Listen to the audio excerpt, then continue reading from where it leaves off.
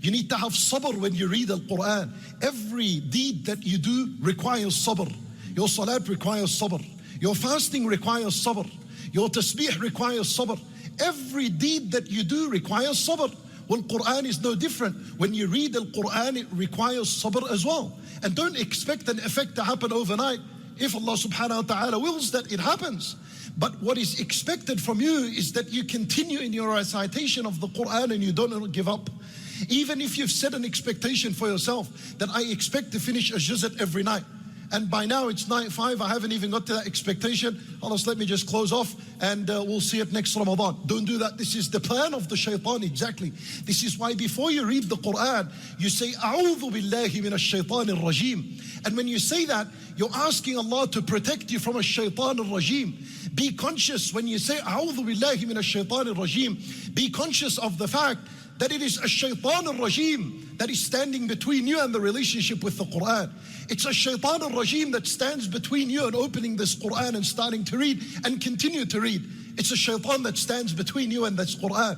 For when you say, A'udhu billahi minash shaitan al-rajim, feel it in your heart and take some time to read A'udhu billahi minash shaitan al-rajim. Because if Allah Azza wa Jal was to accept this dua from you, A'udhu billahi minash shaitan al-rajim is a dua.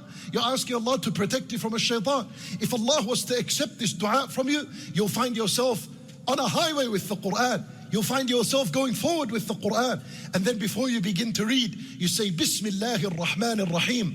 In the name of Allah subhanahu wa ta'ala, the most merciful, the all merciful. When you read this name, Ar-Rahmanir Rahim, when you read this name of Allah, realize and understand, this is where you're going to find the rahmah of Allah. This is where you're going to find the mercy of Allah. And this is the garden of His mercy and the garden of His blessing. This is where the kindness and the compassion and the gentleness and the mercy is found within this book. And then you begin to read. And one very important tip that you're supposed to do as you read this Quran and begin to draw nearer and nearer to this Quran, convert every ayah into a dua.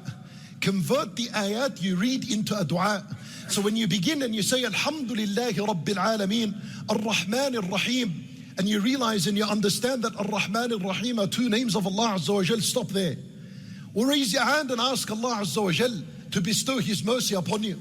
You read Maliki Yawmiddin, the King and the Owner and the Master of the Day of Judgment. Stop and say, Oh Allah, make that day easier upon me and my family and the Muslims. Iyaka na'bud, you alone we worship. Stop and say, Oh Allah, a'inni ala dhikrika wa shukrika wa husni ibadatik. Help me and aid me and support me to continue in your worship.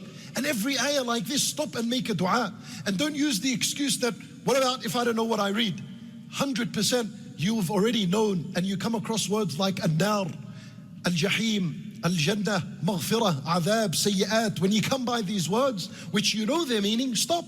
Ask Allah Azza wa Jal for the paradise and ask Him for His mercy, ask Him for His forgiveness. Ask Allah Azza wa Jal when you read. This is how you begin to draw this relationship between you and the Quran. Why? Because when you read the Quran, this is Allah subhanahu wa ta'ala speaking to you. And when you make dua, this is you speaking to Allah subhanahu wa ta'ala. And when someone speaks to someone else, he expects a response from him. This will enhance your relationship with the Quran, and it'll take it to another level, and it'll keep dragging you and bringing you closer and closer to Allah subhanahu wa ta'ala.